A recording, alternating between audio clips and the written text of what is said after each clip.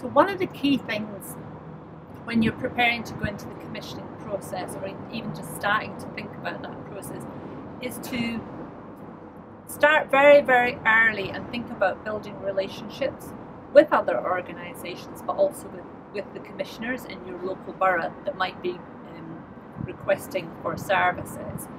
And it's really important to get to know who your commissioners are, to start interacting with them, making sure that they're aware of your organisation and the work that you do through yourself, but also through engaging with your service users, so that they get to know the richness of the service that you can provide in the borough.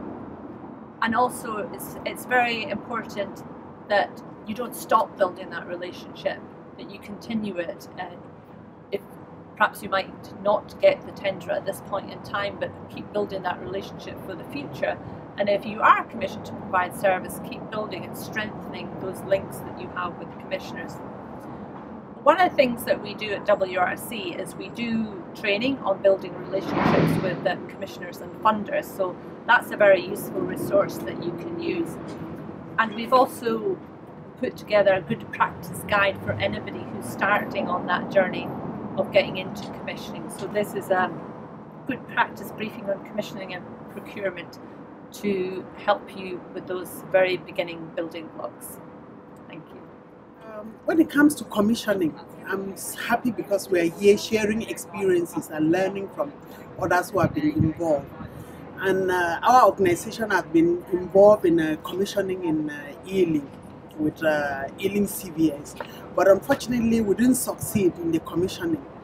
And I think as an advice from what we have learned today is that at least people should get started early. Get used to your borough, know what others are doing, get used to your politicians, and learn about the commissioning process. What are others doing and how others have succeeded in commissioning. I think is very important. And one other thing I've realized that partnership working is very important if you want to succeed in commissioning. Know what other women's organizations are doing and what your council is doing and what others are doing in your local borough or within London and other women's organizations. How are they doing, and learn so that you can commission together. I also feel that sharing experiences with other partnership organizations and getting together with other organizations is the best way to succeed in the commissioning process.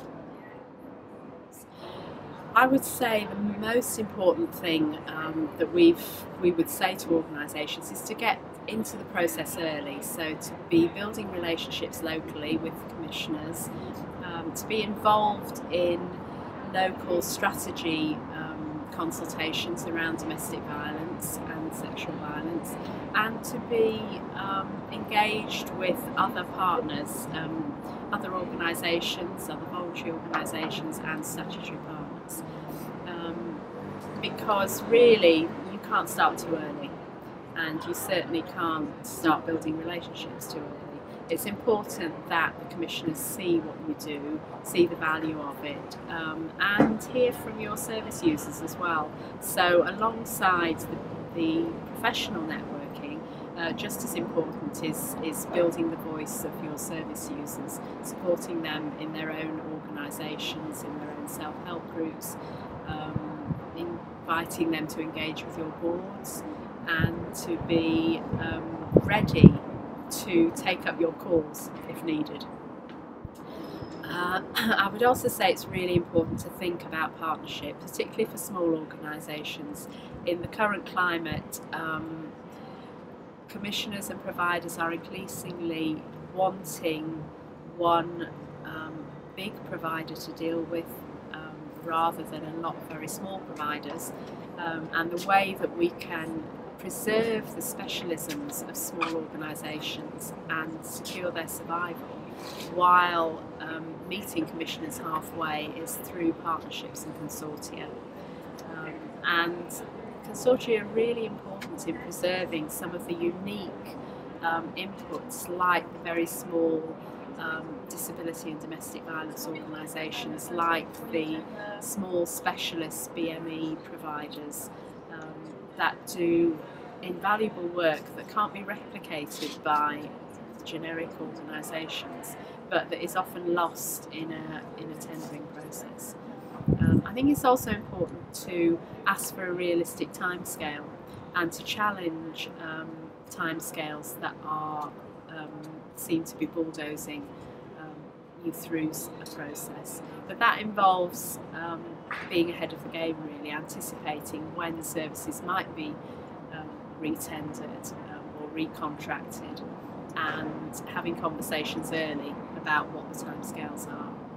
And I attended the Women's Resource Centre Northwest London Borough Surgery in February at the Hendon Town Hall.